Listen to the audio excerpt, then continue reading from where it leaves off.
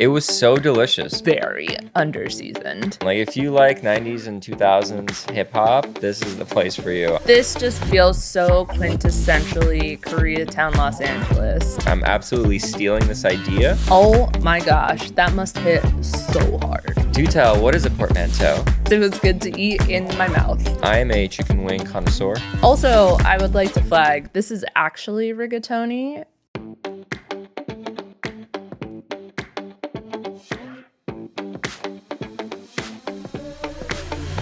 Hi guys, welcome back to Aftertaste LA. Today we're going to be discussing our meal at Jilli in Koreatown. And if it's your first time joining us, thank you for tuning in. I'm Vlad, this is Nicole. I'm a chef and she's a writer, and we review restaurants all across Los Angeles and then sit down and break down the ambiance, the food, the drinks, the service, and everything in between. So buckle in. So Jilli is a modern Sool, which is kind of like a Korean bar, drinking den, place for drinks and snacks. It's owned and operated by the team behind Chimmelier, which is a Korean fried chicken chain in Koreatown, Los Angeles. Jilli is best known for its selection of sojus, unfiltered rice wines, and their rigatoni alla Kimchi Vodka, as well as, of course, their fried chicken. So let's get right into it. The first thing I noticed on the menu for the drinks was the flight, the Makgeolli Flight, which is something I had never heard of, and it's unfiltered rice wine that they make here in California from rice grown in California, which I thought was pretty awesome. Already I'm hooked. Yeah, absolutely. I am a big fan of unfiltered drinks, whether that's beer, whether that's sake. I always order it if it's available on the menu. So this was like so exciting for me because they have, I think, 10 of them on the menu, which is such a wide selection.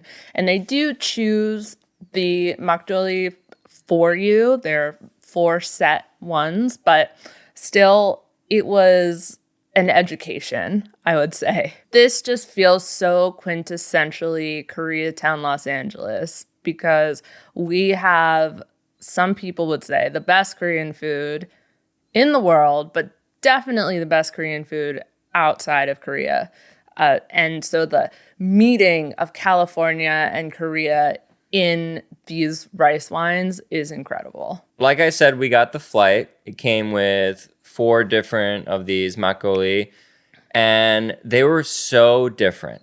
All 4 of them were just like drinking completely different beverages. They're all like milky looking, really milky looking, but one of them was dark chocolate looking. It looked like chocolate milk. It really did. And my brain was unable to convince itself that that was not what it was. Even when I was drinking it, like the texture of it was chocolate milk. Yeah, it was, but it definitely not the flavor. Yeah, so that one was really interesting. It's brewed with forbidden rice, which is why it has that color to it. That is one of my favorite rices to eat. Mm-hmm. However, I found this one to be quite strong, quite tart. There were some berry-like notes to it. And of course, it has this kind of milky texture. So it was really interesting to try. I don't think I'll be going back to it, but it was such a fascinating flavor. It was still so interesting to drink. Definitely unique. Definitely my least favorite of the 4 that came with the flight. It was just a little bit sour and one note.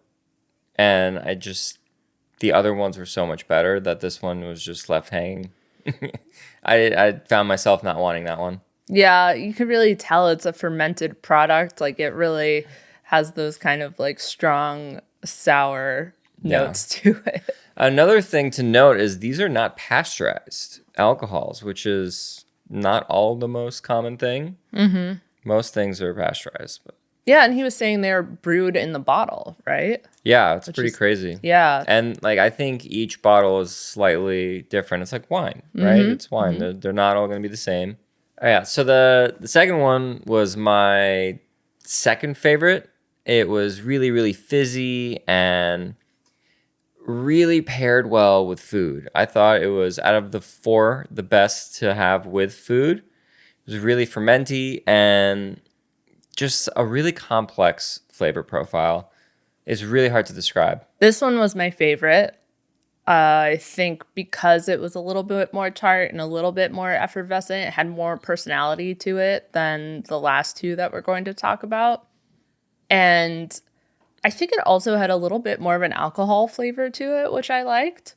Yeah, definitely a little more spirit forward. The next wine was one that's actually brewed in Fullerton, which is close to us, and it's made with rice, wheat, and in-house Nuruk, which is like a fermentation starter, similar, I assume, to koji. Yeah, it's similar. It's made with little different ingredients. Koji's made with rice. This is made with, I think, wheat. So this one was sweet. It was bubbly.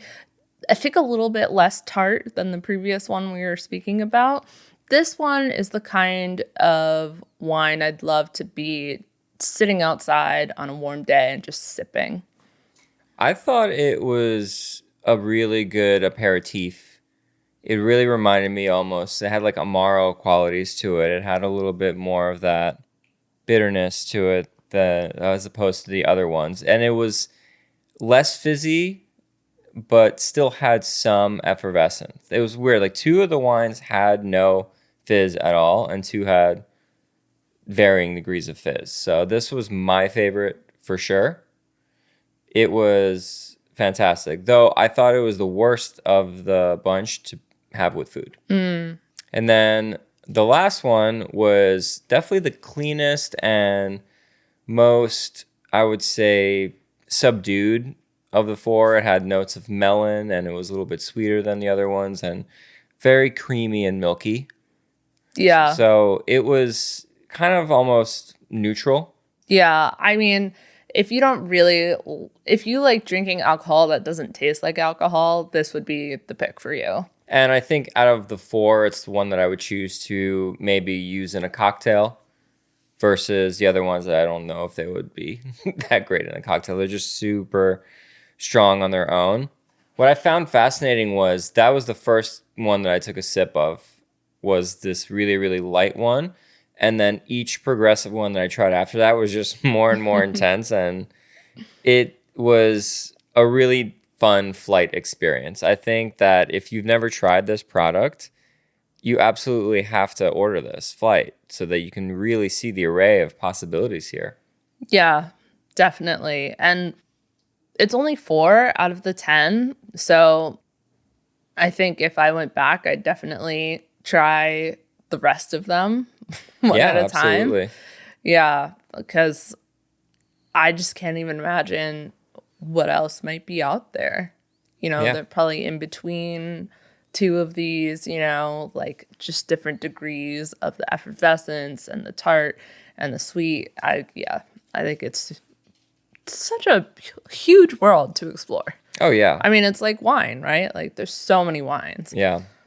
And, we're used to in California, if we're talking about liquor, tasting the terroir of California, that's wine. This is such a new experience because instead of grapes, we're tasting local rice that's been turned into this awesome thing. And it's so broad and unique. And that's what I love about LA. It's probably one of the reasons why we wanted to try Jilli in the first place. Yeah, for sure. I mean, I didn't even know we really grew rice in California. Yeah, we grow everything here. So let's talk about the mixed drinks that we had. I think both of which incorporated the sojus on the menu. Yes, we did have some sojus. We also had a few shots that were complimentary. Yes. That's what happens when you're the only people sitting at the bar on a Tuesday evening. Sitting at the bar always allows for the possibility of free stuff. Absolutely. I would say your chances of getting free stuff goes up tremendously if you sit at the bar versus you're at a table. Right. And then if you're on an off night, even more. If it's slow and the bartender is bored, which was clearly the case, we did several shots. Yes. And it was great. We got to try a bunch of different sojus, which I liked more than the cocktails that we had because soju cocktails are very, very sweet. Yeah. Very sweet. So I had your ex's favorite, which was like soju and club soda and white grape. And it was kind of like a soju highball, but with white grape. And boy, did this taste like grape. Yeah, I mean, it kind of tastes like grape drink, like Yeah. there's that really, really over the top concentrated grape flavor. Yeah, and sugar. Well, yeah. It was good. I thought that it needed to be more fizzy. It was like a bit flat. I don't know if it was the club soda they used was flat or there just wasn't enough of it, but I wanted it to be a little bit more fizzy and refreshing. It felt just a little bit. Yeah, the best version of this drink would basically be alcoholic grape soda. Yeah, pretty much. Yeah. Yeah. Though I think I liked yours better to go with the rich food. Like we ordered the Korean fried chicken. Mm-hmm. I think it is good for that. Kind of like a Coca-Cola soda, grape soda kind of deal. That's why I ordered it. Yeah, that was smart. Mine was old fashioned. Not old fashioned. Old fashioned Yeah. is what it says on the menu. Well, they don't serve any liquor.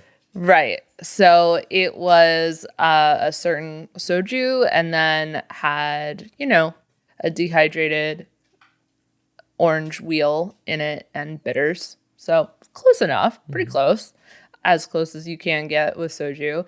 And I did notice it was like a higher ABV than most of the other sojus, which makes sense. But it is soju, so very, very sweet. If you are a person who thought you might like old fashions, but they were too alcoholic for you, this will be awesome for you. For sure. This is for people who don't like the taste of liquor. Yeah, which is fine, I think for me personally, I'm going to stick with the makgeolli. Mm-hmm. Yeah, if we go back, we would 100% try those other makgeolli because it's just so much more interesting. Yeah. You can go anywhere in Ktown for a soju drink and a soju cocktail. There's nothing unique here. There's nothing that's really drawing me in on that part of the drinks menu. But the makgeolli, this like fermented, unfiltered rice wine thing, it's so different. So why go and why try anything else? Yeah, for sure. That was a ramble. Okay. Okay, let's move on. Let's talk about some of the snacks that we had to go with this flight that we drank and these shots that we did. First thing that we had was the tuna dip, and they came with trout roe and saltines, but not saltines. They were like Korean saltines. And like Korean Ritz crackers, Yeah, which was funny because they weren't Ritz. They weren't buttery like Ritz. No, but they weren't Ritz brand, but they had Korean Ritz crackers on the shelf. Maybe they were Ritz brand. I don't no, it was Ace brand. It said it on there. Ace brand. Okay, Yeah. well, these Ace crackers came with this tuna dip. And the tuna dip was very much like a tuna fish salad situation dip. I thought it was going to be raw tuna. It didn't specify on the menu, but it's kind of what I was expecting. So when the tuna dip came, I was like, oh, it's cooked tuna. See, I assumed that because I was like, oh, it's like trout dip, Right. See, I did not. I thought it was good. I thought that it was really great to have with drinks and with soju, and it's a perfect thing to share for the table. I don't know if I would order it again just because I would prefer raw tuna over the cooked tuna. I would eat this as a tuna fish sandwich. Yeah, I thought that they made all the right decisions in terms of what went into this salad. I think that we at home make our tuna salad or any fish salad very similarly. The whole time, though, I was kind of wishing it was a smoked trout or a smoked fish. And I feel like they were kind of maybe trying to go that direction with the roe, but it wasn't really. Yeah, and it wasn't smoked. That's the solution right there, is if you smoke the roe, that solves that whole problem. Sometimes you see trout roe on menus and it is smoked, and sometimes it isn't. They should probably go with like a little bit more of a smoky thing, and that would solve that issue. Yeah. And make it feel a little bit more special. Tuna salad in America, I don't know how it is in Korea, but I think pretty worldwide is a very common, lunch item, tuna fish sandwich, tuna melt, whatever. You kind of get it everywhere. So you're kind of wanting something a little bit more special. Yeah, I agree. Like you were right though, the actual quality of the tuna salad itself was really, really good, really, really great flavors, and I would love to have this as a tuna fish salad sandwich. Other than that, I think it is exactly as advertised. So next we had the shrimp toast, which I've never had this before, but I believe it's a fairly common like street food. And You've never had shrimp toast? no. This was your first shrimp toast? Yeah. Wow. Okay. Which is crazy because Yeah. I freaking love Korean food. Korean food is something that I really fell in love with after moving to Los Angeles. It wasn't something that I grew up with, but it was a cuisine that I discovered here. And I've pretty much can't think of a Korean food I've ever had that I didn't like. Yeah. So, yeah, it is kind of crazy. I mean, I don't necessarily consider shrimp toast a Korean dish. I consider it more of a Chinese dish. According to Google, its genesis was in Hong Kong. So, in case you're like me and haven't had a shrimp toast before, basically they make a shrimp paste, and this can have other things in it like spices and herbs and stuff like that to dress it up, make it tasty. And then that's put in between two slices of bread, kind of like a sandwich, and then the whole thing is fried as one. And that's where the shrimp gets cooked when you fry it. Yeah, this version, they quartered it and then they fried the quarters. So you get one whole shrimp toast. Usually they do like triangles or two halves. This is like 4 quadrants. Yeah, I thought it was attractive, though, the way that they served it. Oh, yeah. It looked good to eat from far away. And it was good to eat up close. Yes, it was good to eat in my mouth. Yeah, it was delicious. Super, super solid shrimp toast. Probably as good as you can get anywhere. Man, can you imagine, like, you're halfway through your night, you've been drinking, you go in there, you get some shrimp toast and some makgeolli. Oh my gosh, that must hit so hard. Yeah, I could eat that shrimp toast. Because it's crispy. At pretty much any moment. It's rich, but you got that umami from the shrimp. And then they served it with this, I think this was chili vinaigrette and spicy mustard, like the nice, like really hot spicy mustard. Mm-hmm. A little lime wedge in there as well. Just perfect. Yeah, it was delicious. Yeah. I think it's a must order. Yes, I agree. And this is like when we're talking about a Sool a modern drinking den, this is the type of stuff that you should expect to see on the menu. It's stuff that's going to be great with booze. Yeah. The last kind of snack that we had before our mains was the meat Jeon, which was brisket, galbi, omelet with some scallion salad. And this is basically like an omelet that they took bulgogi and they mixed it with egg and a little flour, and they pan fried it, and they put some scallions and sauce on top, and they cut it into a quarter. And I thought it was really, really tasty. It was a little bit difficult to eat. I think this is going to be harder to share than other items, and it was definitely on the sweeter side of things. I was craving a little bit of chili or something spicy, or maybe a little bit of kimchi, something tart, something too. tart to go, Yeah. cut through the richness of the egg and the beef, and then the sweetness of the sauce. Yeah, and the sauce is also my sticking point, but for a different reason. I just thought it made everything super soggy. Normally, believe in my experience, Jeon is served with a dipping sauce, so you kind of preserve some crispness from pan frying it. So, yeah, I don't know. Not my favorite. Are you tired of all of these influencers always giving reviews of restaurants and never saying anything negative? That's not what we do here. And if you want a more authentic, in-depth review of a restaurant, everything from the ambiance, the service, the food, the drinks, everything in between, hit the like button and subscribe to us and check us out every other week while we break down restaurants across Los Angeles. So, on to our, I think they call them like less small bites. Yeah. Just meaning they're a little bit bigger than the small bites portion of the menu. But it was kind of funny because the prices were not all that different from the small bites part of the menu. Yeah. I think overall the pricing on the menu is pretty solid. It's not too expensive. There's a lot of items that are like $10, $15, $20. There's no really large ticket items here. Our next item was the Rigatoni Alla Kimchi Vodka. So basically, this is as it sounds. What an incredible idea. It is rigatoni with vodka sauce with kimchi in it and some bacon as well. Why not? Yeah, why not? Also, I would like to flag this is actually rigatoni. And if you'd like to hear about a rigatoni that's not a rigatoni, check out our last episode about cento. Yes, I had some thoughts on that one. Yeah, this was delicious. It was really nicely balanced. It was a little bit rich. It was a little bit tart because you got the kimchi. It was a little spicy. I thought it was a really nice spice level, appropriate for kimchi. And I thought the pasta was cooked nicely. Yeah, this reminded me of Pisha Palace's butter chicken rigatoni. It's a kind of a vodka sauce variant.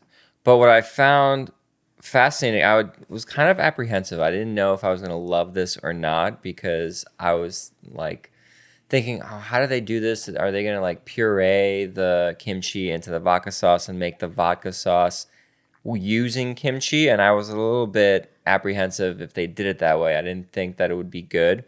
What they've done here, and it's written on the menu, is they wash the kimchi a little bit and they just kind of toss it into the pasta with kind of classic vodka sauce. And that is a really smart way to do it. And then the bacon, the smokiness, and the saltiness to cut the spice and the richness was super, super smart. I'm absolutely stealing this idea. I'm going to make it at home. I'm going to make it at work. And it was so delicious. My favorite, I would say, vodka sauce variant that I have had anywhere. Yeah, genius. You can tell this is their signature dish for a reason. And drunk, sober, doesn't matter. You're going to love this. It was, definitely the best thing of the night. Yeah, and I appreciated that there was a good amount of kimchi in it. Like, yeah, you they could don't skip. see it, and it was very forefront. It's not the biggest bowl of pasta in the world, but it's only $21. And this place, I think all the portion sizes are kind of small, snackables. So this was still in line with that.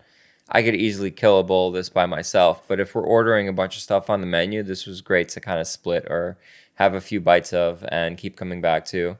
And the heat level made me drink more. All right, so the last thing we had, you can't come here without trying the fried chicken. It's what they're known for. It's what they built their original brand around, the Chimmelier KFC Korean fried chicken. Chimmelier is a play on words. It's not a play on words. Is it a play on words? Portmanteau. A portmanteau.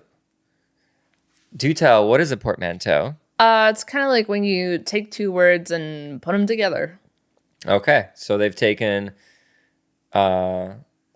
chicken and sommelier and put it together because I guess they are indeed and tried many, many, many different variants and recipes and techniques on frying chicken and making it really crispy. And this is what they landed on. I have not tried Chimmelier KFC, the fast food chicken place brand. This is apparently the same stuff they serve there. And the chicken itself was really, really crispy, really, really well fried. And it was a decent portion of chicken wings that you got. I think we got like 10 wings. And then it comes with some cabbage slaw and some pickles and then this really yummy chili sauce. My one note on these chicken wings is they were just criminally under-seasoned. And I am a chicken wing connoisseur. I love chicken wings. I have done my own tests and experiments on the perfect chicken wing. I don't do Kentucky Fried or Korean Fried Chicken. I do a classic buffalo chicken wing. That's my favorite. These chicken wings there was not a speck of salt on them. Yeah, I don't think there was any. I needed some. The sauce, you absolutely needed the sauce to get any kind of flavor on this chicken. The chicken itself, while it was really, really well fried, crisp level, everything was good. They didn't season the chicken itself, so there was no salt interiorly or exteriorly. And when I think something is underseasoned, it's very underseasoned. Yeah. Because I don't like a lot of salt in things, but this really, really needed it. The pickles and the cabbage salad and the sauce, having all that was super helpful. And the pickles were delicious. They gave us more pickles when we ate all the pickles, so that was nice. And it was kind of pickled radish and jalapeno, like fermented in-house. It was really, really well-balanced, sweet, salty, sour. Yeah, they were perfect pickles. Yeah, and the slaw itself was also really nice. It was really tart. It was creamy, but not like too like American coleslaw-y. It was kind of a nice balance in between.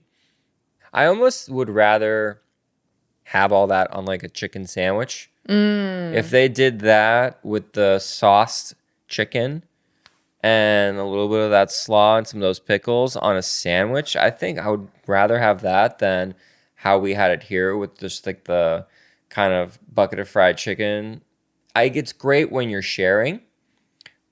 So maybe they can do both. It wouldn't be difficult. That would be awesome. I love a fried chicken sandwich. Yeah, who doesn't? Yeah, well, sad people. Yeah. It does seem like they also subscribe to your belief that you should not serve the sauce on the chicken. Yes, I do like that they didn't sauce the chicken itself. I don't know if I would order it again. I think that rigatoni vodka was so good. I would just order that and some of the other small snacks.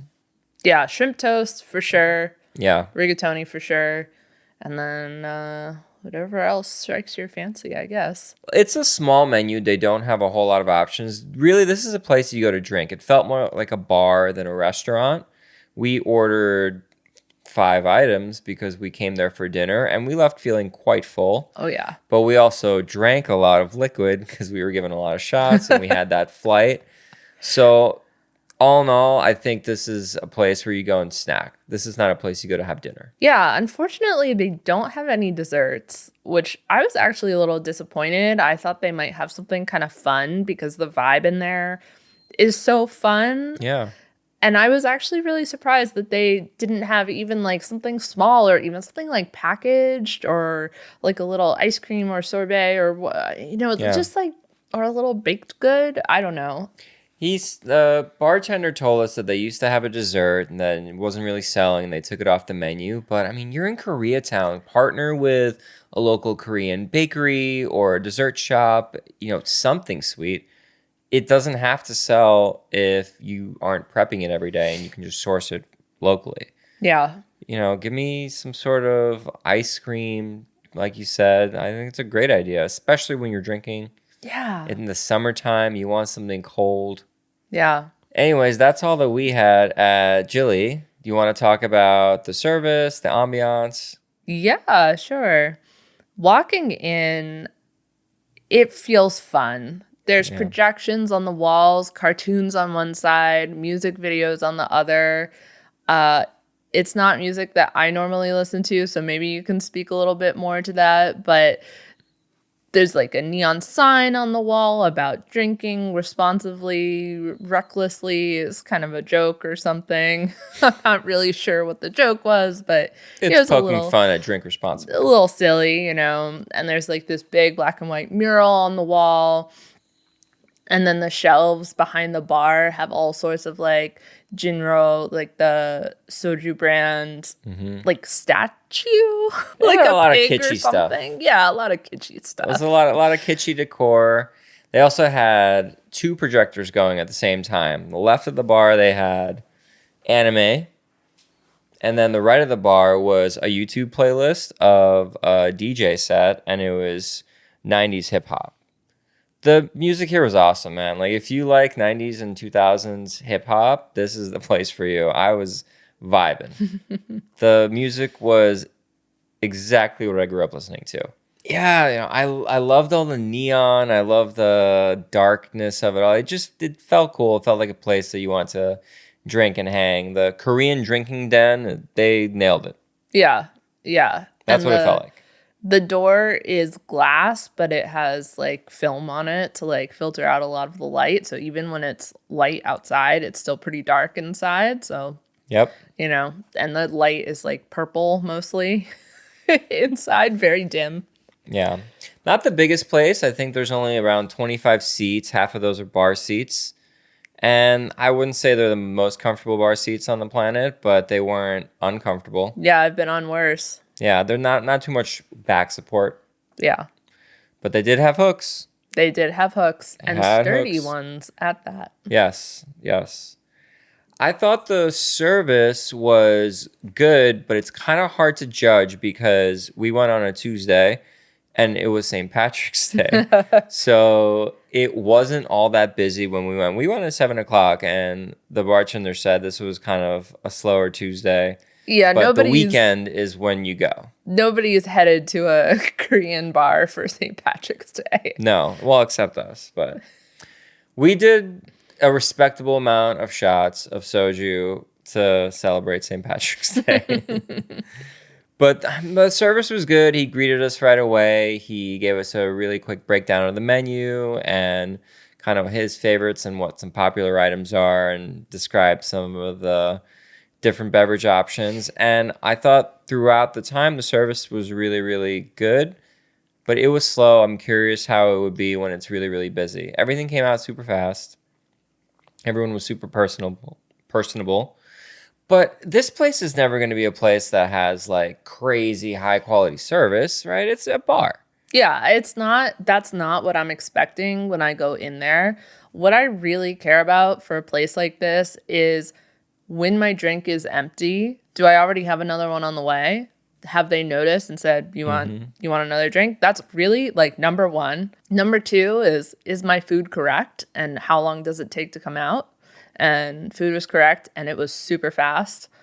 Again, It was quiet, but sometimes it's quiet and places can't even make that happen. So this is a super lax place and there was nothing about the service that I thought was lacking or that I just felt like I had everything I needed the entire time.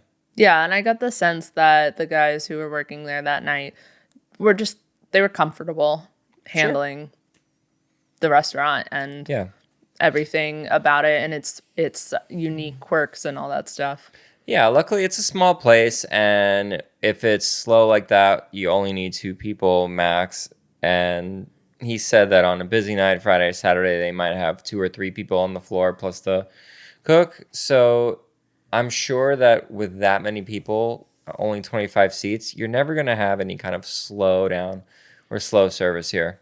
And the drinks are easy. It's soju and wine. It's quick pouring. Like there's no like long drawn out cocktails here where they have to like take time. That's just not what this place is. Do you have anything else to add or do you want to give us our verdict? Let's get into the verdict. I think we'll just get right down to it. We're going to give Jilli 2 taste buds. It's a really great neighborhood spot in Koreatown. I think if you live in Ktown or are in the neighborhood and are thirsty and want some snacks, you absolutely should stop in. One of the reasons why we're not giving it a 3 is I would say structurally this restaurant is very similar to another restaurant that we reviewed called Budonoki. If you want to check out that video, check up above. It'll be linked. But Budonoki was a 3. And that place was awesome. Another kind of like drinking den. You go in there, you order wine-based cocktails and have snacks and things like that. The menu was very similar. And that was just lights out. So good. I would say that I would call that one chef-driven versus this place feels a little bit more just like standard. Okay, yeah, I fully agree with that. For me, I think this place would definitely play a part in a night out in Ktown, either starting the night here or maybe like midway through. You need to, have a pit stop. You need to have some calories in your stomach before you continue on to your next bar, your karaoke or whatever you're going to. That's such a good way to put it. Like, this is a perfect stop by place. Yeah. That is one of the things on your itinerary for a night out, but it's not your like main destination. Yeah, or like after a concert, like at the Wiltern. That'd be great. Totally. Come in, have a few drinks, a few shots of soju, go to the next spot. And it's very close to the metro.